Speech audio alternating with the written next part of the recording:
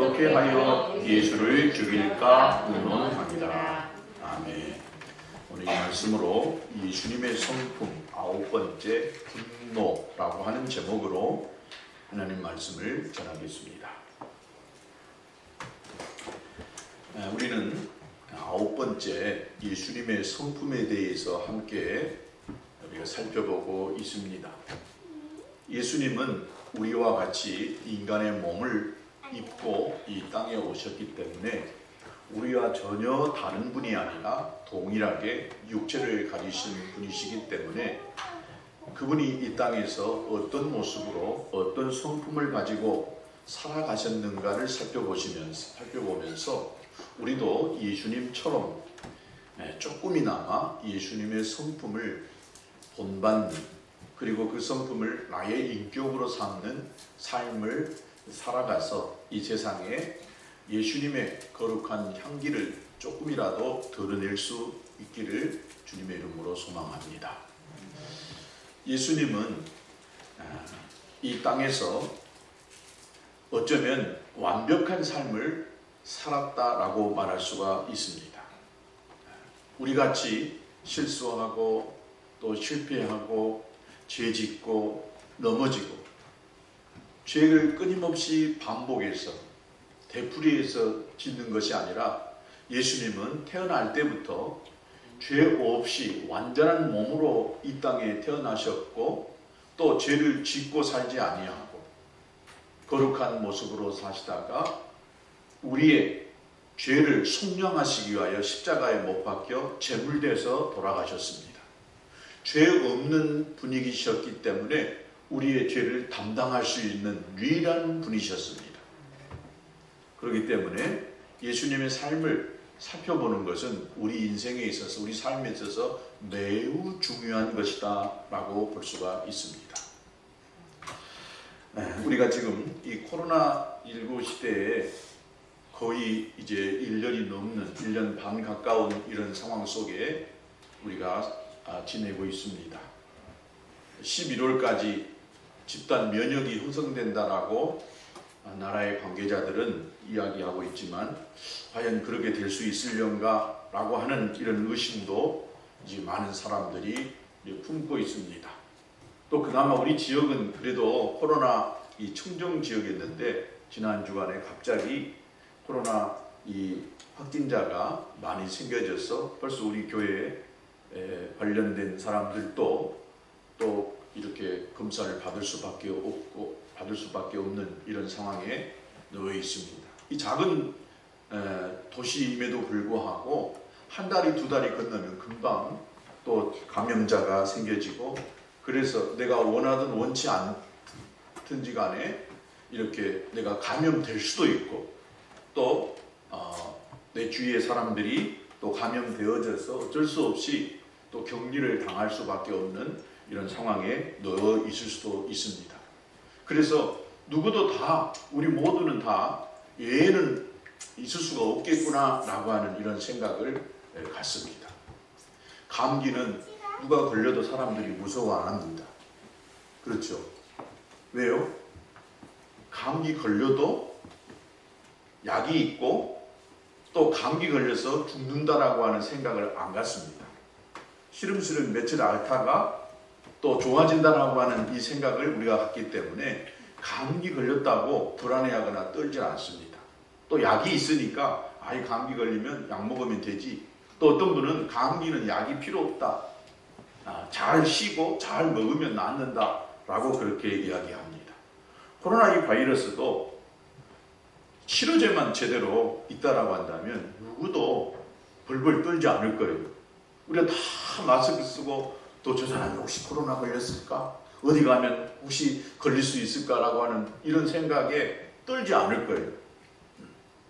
우리나라 이 센트리온이라고 하는 기업에서 치료제를 만들었다라고 이야기해요. 레키로나라고 하는 뭐 그런 치료제를 만들어가지고 뭐 하여튼 내가 정확한 지식을 잘 모르겠는데 뭐 중증 환자들에게 쓴다거나 어쩐다거나 지금 이렇게 해서 실제로 이 약을 우리가 맞고 가지고 또 코로나 환자가 좋아졌다라고 하는 그런 이야기를 저는 들어보지를 잘 못했어요.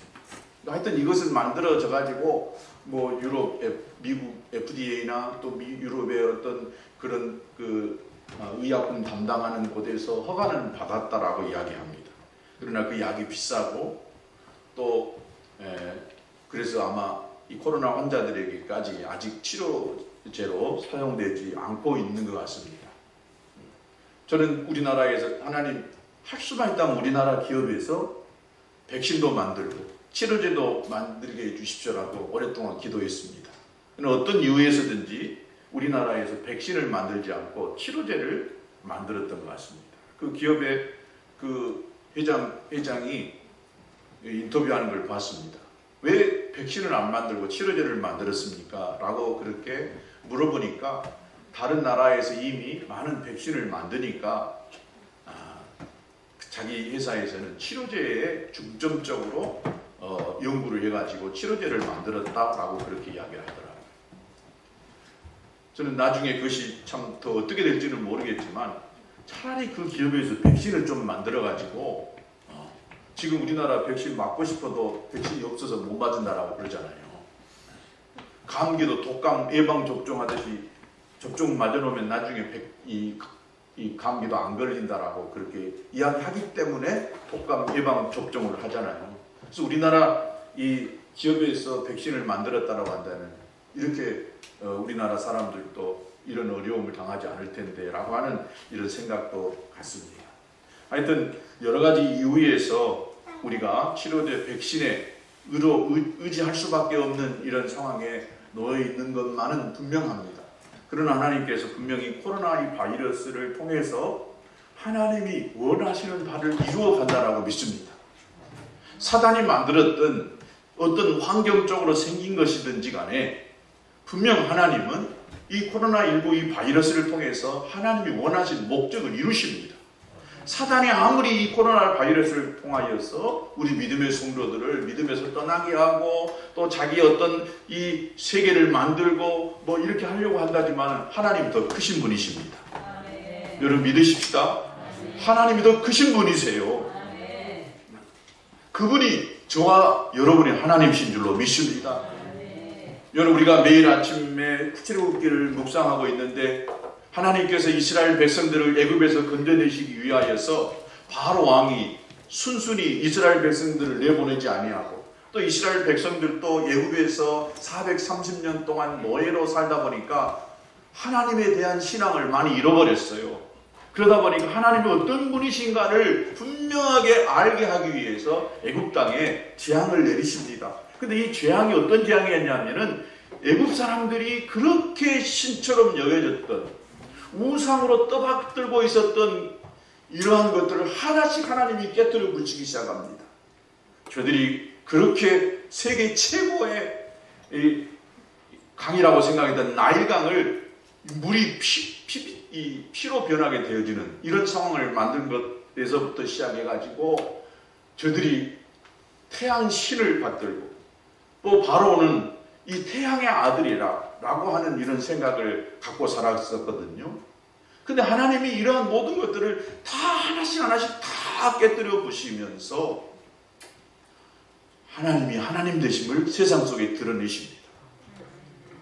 그런데 그 애굽이라고 하는 그 나라에 하나님이 재앙을 내리시는데 거기에 하나님의 백성들이 애굽 땅에 살고 있어요. 특별히 고센이라고 하는 그 지역에 하나님의 백성들이 모아져서 살고 있었거든요. 근데 그 땅에도 동일하게 이 재앙이 내리기도 하지만은 때로는 그 땅에는 이 재앙이 피할 수 있도록 피할 길을 허락해 놓으시고 또 애굽인이나 이스라엘 백성들이나 하나님이 피할 수 있는 길을 허락해 놓아요. 그리고 그렇게 순종하고 따라서 하면 저들이 그 재앙에서 피할 수 있는 길을 하나님이 만들어 놓으셨던 것처럼 오늘 이 땅에도 이 세상 가운데 아무리 코로나가 왕성하게 모든 사람들을 휘어잡는다 할지라도 우리 믿음의 사람들은 살 수 있는 길을 하나님이 열어 가신다라고 믿습니다. 여러분 하나님이 우리를 쉽게 버리지 않으세요. 마귀가 우리를 삼키고 먹으려고 해도요 우리에게는 하나님이 자유의지라는 걸 주셨어요. 그래서 이 의지를 가지고 하나님을 믿기도 하지만 이 의지가 사단에게 빼앗겨서 사단의 종이 되어져 버린 경우도 있습니다. 그래서 우리가 끝까지 이 믿음의 줄을 잘 붙들고 내가 가지고 있는 이 믿음으로 사단의 공격들을 막아내고 내가 하나님 편에 서서 사는 저와 여러분 되시기를 주님의 이름으로 축복합니다. 두려워 떨지 마세요. 죽으면 천국 아닙니까? 하나님 앞에서 믿음으로 올바로 살아가는 것이 무엇보다도 중요합니다. 또 순종의 모습을 가지고 살아가는 것이 무엇보다도 중요합니다. 하나님은요, 겸손한 자에게는 은혜를 베푸신다라고 했어요. 그러나 교만한 자는 하나님이 물리치고 대적하신다고 그랬어요. 사단이 쓰는 도구 중에 잘 쓰는 도구가 있는데 그게 교만이라고 하는 도구입니다. 얼마나 인간은 교만할 수밖에 없는 존재인지 몰라요. 내가 다른 사람보다 나이를 한 살 더 먹었다? 그러면 대단한 것처럼 여겨요. 내가 저 사람보다 조금 더 공부했다? 그러면은요, 자기가 대단한 지식을 가지고 있는 것처럼 여겨요. 내가 저 사람보다 돈이 더 많다? 그러면 대단히 다른 사람인 것처럼 생각해요. 내가 알고 있는 어떤 지식이 내가 좀 가지고 있다? 그럼 이 지식으로 사람을 판단하기 시작합니다. 그러게 되면 그 사람은 멸망에 가는 지름길입니다. 벼가 익어가면 고개를 딱 숙인다고 그러잖아요. 많이 알면 알수록 더 겸손해지는 거예요. 많이 가지면 가질수록 예수님처럼 오늘 이 말씀에 보면은 예수님처럼 더 겸손해져요. 그렇지 않으면 우리는 멸망에 가요. 마귀가 이 교만을 가지고 얼마나 수많은 사람을 무너뜨린지 몰라요.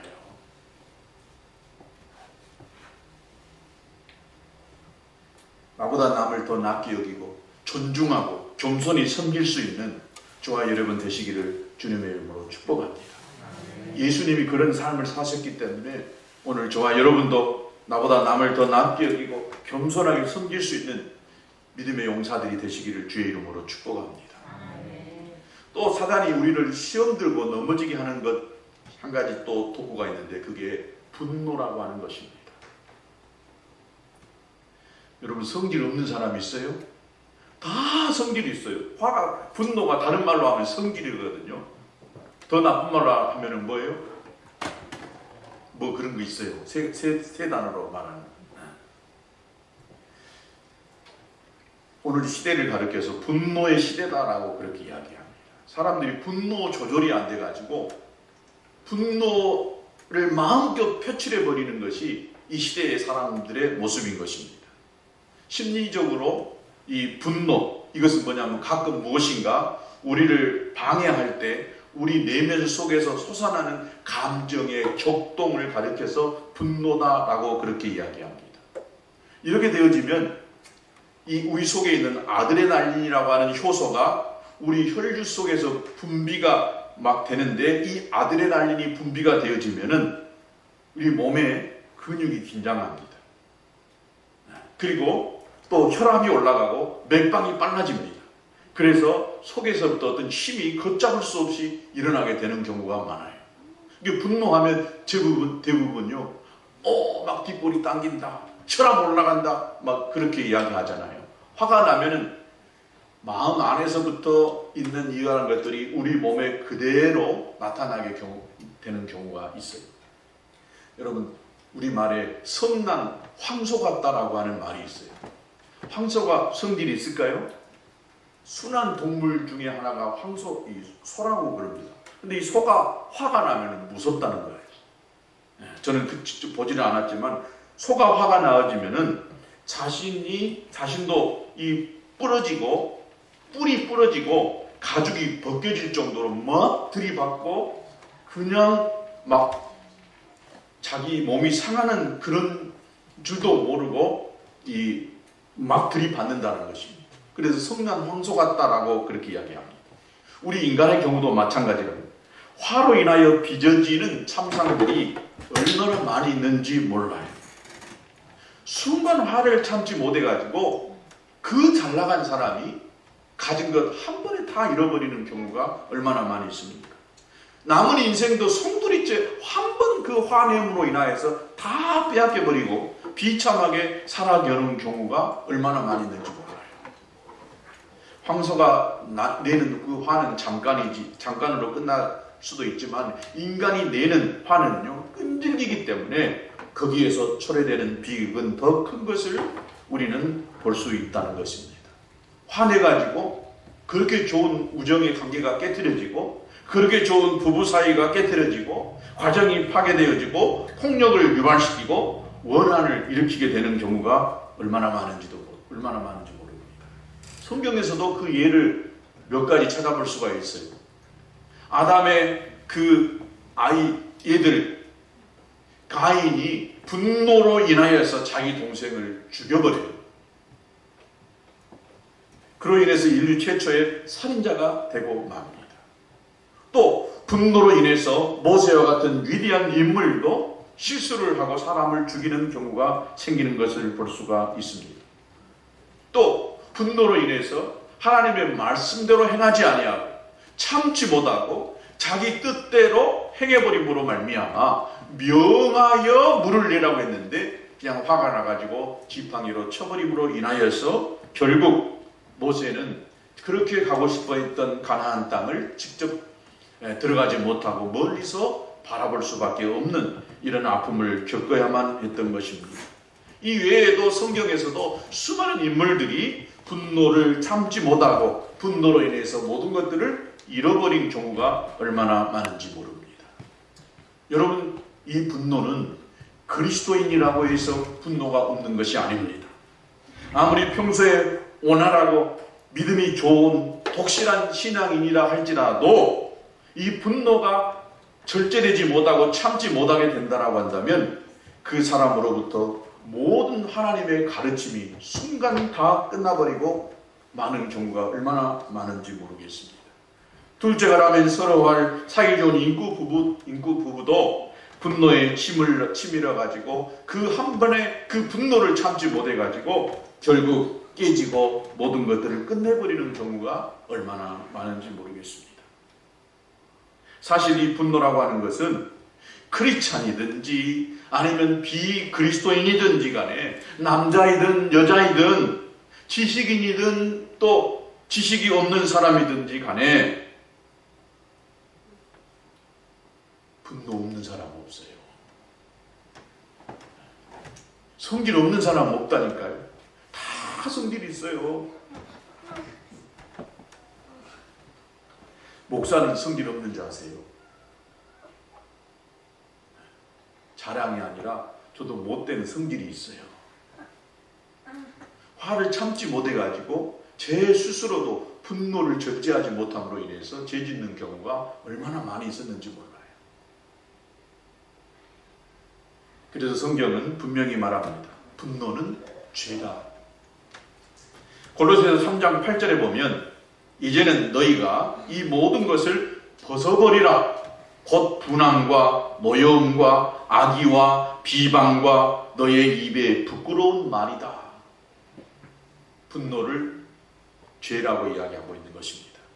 또 갈라디아서 5장 20절에 보면 분노를 육체의 이다라고 이렇게 이야기하면서 죄라고 말씀하고 있습니다. 또 예수님께서 마태복음 5장 22절에도 형제에게 노하는 자마다 분노하는 자마다 심판을 받게 되고 라고 이렇게 말하고 있습니다. 그러니까 분노하면 이것은 심판을 받게 되는 죄가 될 수 있다는 것입니다. 오늘 이 말씀에도 보면 우리가 의심할 수밖에 없는 부분이 있어요. 예수님께서 분노하셨다라고 하는 거예요. 이해가 안 되죠? 분노는 분명 죄라고 했는데 어떻게 완벽한 삶을 살았던 예수님께서 분노하셨단 말인가? 오늘 5절에 같이 보면 그들의 마음이 완화감을 탄식하사, 예수님께서 탄식하사 노하심으로 그들을 둘러보시고 그 사람에게 이르시되 내 손을 내밀라 하시니 내밀매 그 손이 회복되었더라. 예수님께서 노하셨다라고 이야기하고 있습니다. 이상하죠? 우리가 성경 말씀을 의심해 볼 필요가 있는 대목이라고 볼 수가 있습니다. 예수님께서 노하셨다라고 하는 것입니다. 분노하셨다라고 하는 것입니다. 분노는 분명 죄라고 했는데 예수님이 노하셨다라고 한다면 도대체 예수님이 분노한 그 분노는 어떤 종류의 분노였던가? 내용을 살펴보면 안식일에 해당에 들어가셨습니다. 예수님은 한쪽 손이 말라, 그러니까 쉽게 말하면 오늘날로 말하면 중풍병자라든지 손이 꼬그라져가지고 말이 듣지 않는 사람, 손이 오그라진 이 불쌍한 사람과 대면하게 되어 있습니다. 예수님은 이 사람을 보게 되면 분명 이 사람의 병을 고치게 될 것이라고 하는 것이 분명히 틀림없었습니다. 그래서 수많은 사람들이 뒤에서 또 어떻게 해서든지 예수님을 잡아서 처치하려고 하는, 문제를 삼으려고 했던 바리새인들이 그 상황을 똑똑하게 보고 있었어요. 예수님이 어떻게 행동하는가 보자. 그런데 그날은 안식일이었습니다. 유대 사회에서 안식일에는 아무 일도 할 수 없었습니다. 안식일을 범하는 죄는 매우 큰 죄였습니다. 그렇기 때문에 안식일에 예수님께서 해당에 들어가셨는데 거기서 이 손이 마른, 손이 굽은 이 사람의 병을 고친다고 하는 것은 안식일을 범하는 큰 죄를 저지를 수 있기 때문에 바리새인들이 똑똑하게 보고 있었던 것은 분명합니다. 예수님께서 해당 안에 들어가 가지고 이 사람, 이 병자와 눈이 맞추게 됩니다. 그리고 예수님은 해당 안에 음모자들도 보셨을 것입니다. 그리고 그들의 괴락도 단번에 알아차렸을 것입니다. 바리새인들이 무엇 때문에 노려보고 있는지 예수님은 깨트려 보셨을 것입니다. 그럼에도 예수님께서는 용감하게 손 마른 사람을, 손이 굽은 이 사람을 일으켜 세우십니다. 그리고는 사람들에게 공개 질문을 합니다. 안식일에 착한 일을 하는 것이 옳습니까? 악한 일을 하는 것이 옳습니까? 목숨을 살리는 것이 옳습니까? 죽이는 것이 옳습니까? 라고 질문을 합니다. 바리새인들을 포함한 모든 사람들이 예수님의 이 질문에 아무 대답도 못합니다. 잘못을 뉘우쳐서가 아니라 자기들의 음모가 드러나게 되자 속으로 이를 완악함 때문이었다. 이 순간 예수님의 분노가 차올랐습니다. 그래서 노하심으로 그들을 둘러보셨다라고 세밀하게 예수님의 표정을 기록하고 있는 것을 볼 수가 있습니다. 예수님께서는 손 마른 사람을 향하여서 명령합니다. 당신의 손을 내밀어라 라고 이렇게 말합니다. 그 순간 기적적인 치료가 이루어지게 되는 것을 볼 수 있습니다. 바로 이 일이 일어나도록 계략을 꾸미고 기다리고 있었던 바리새인들, 그들이 있었습니다. 그래서 그 자리를 빠져나가서는 본격적으로 예수를 해치려고 하는 음모를 착수했다라고 본문은 기록하고 있습니다. 이 본문 속에서 예수님은 분노하셨다고 했는데 도대체 예수님이 분노한 그 동기가 어디에 있었느냐? 또 분노하는 그 과정은 어떤 과정이었을까? 또 분노의 대상은 누구였고 분노하는 그 결과로 인해서 어떤 일이 일어났는가? 이것을 한번 살펴보려고 합니다. 분노의 동기가 무엇이었어요? 예수님이 화낸 동기가 무엇이었습니까? 바로 예수님은 손 마른 자를 불쌍히 여기는 사랑이 분노의 동기였습니다.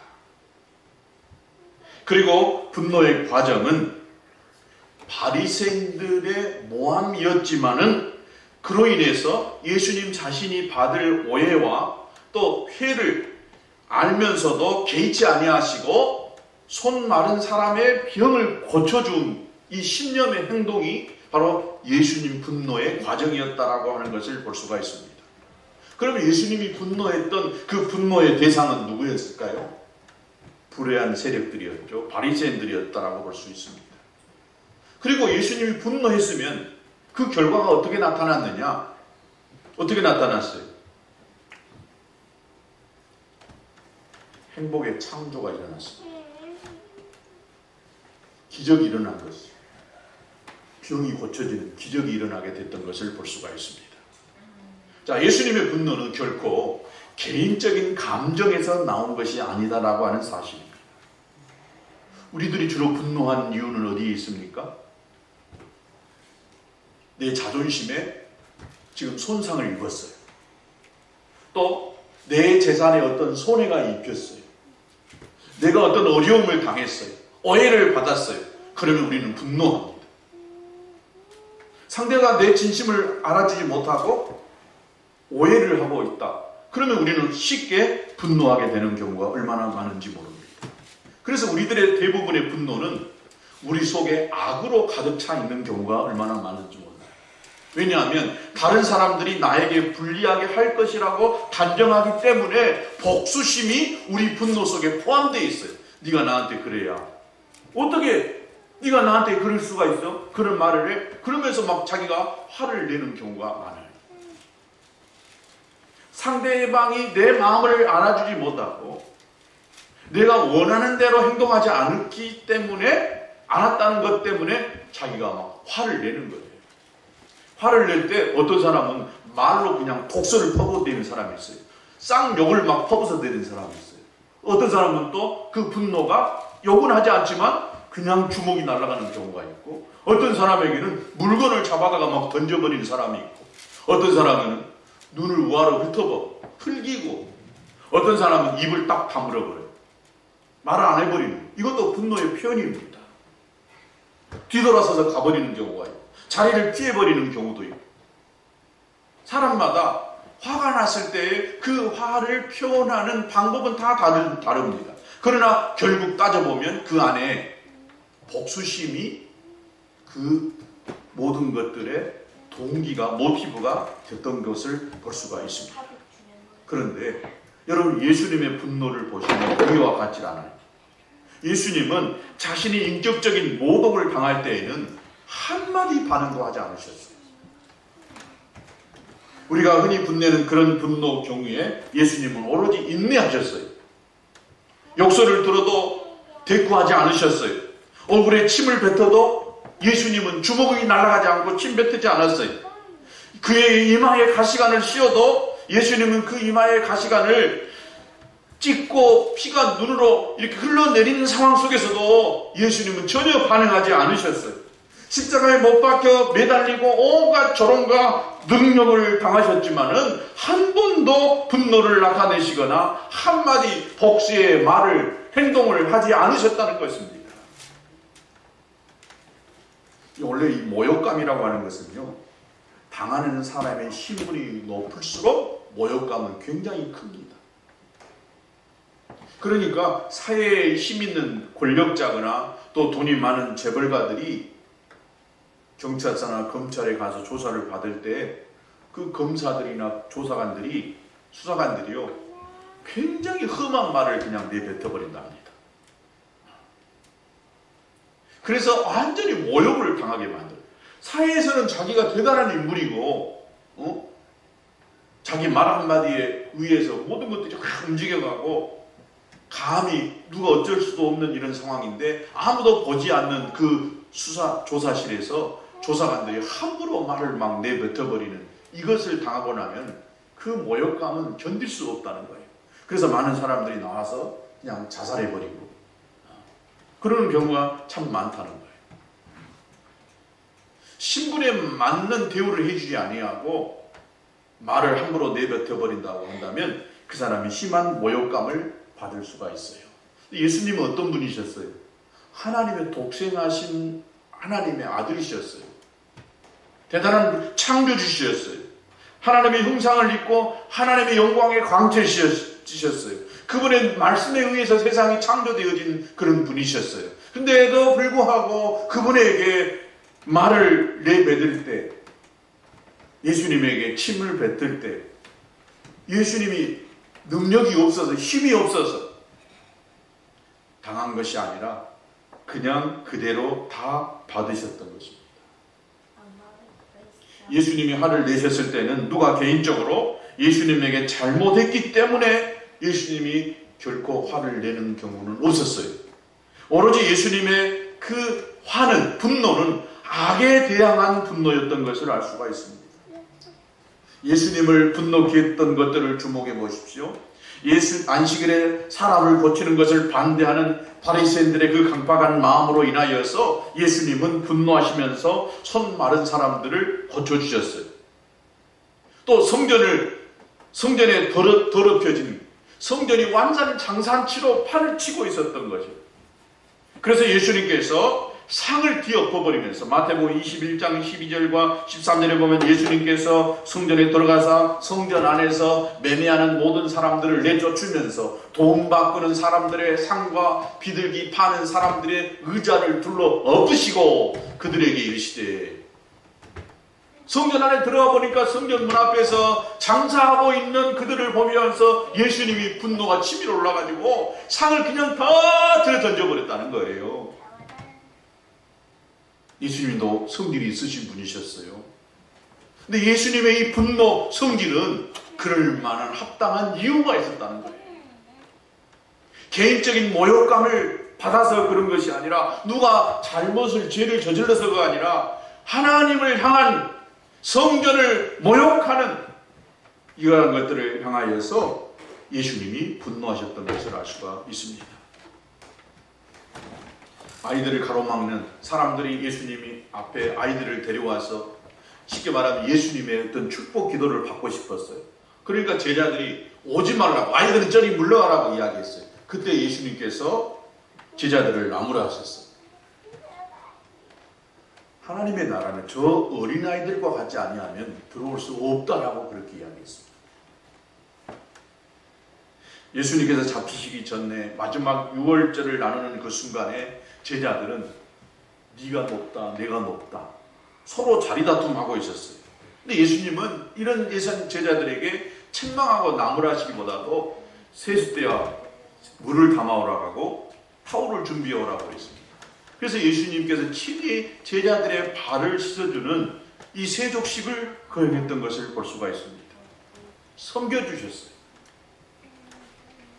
예수님은 이렇게 건설적인 목적을 위해서 악을 대항하는 그런 분노를 하셨다라고 하는 것을 알 수가 있습니다. 우리들도 의분을 낸다고 합니다. 거룩한 분노를 낸다라고 그렇게 이야기합니다. 그러나 우리가 내는 의분이라고 하는 분노들도 심각하게 점검을 해볼 필요가 있습니다. 에베소서 4장 26절과 27절에 보면 분을 내어도 죄를 짓지 말며 해가 지도록 분을 품지 말고 마귀에게 틈을 주지 말라라고 이야기했어요. 결국 마귀가 분노하는 그 통로를 통하여서 마귀가 들어온다는 거예요.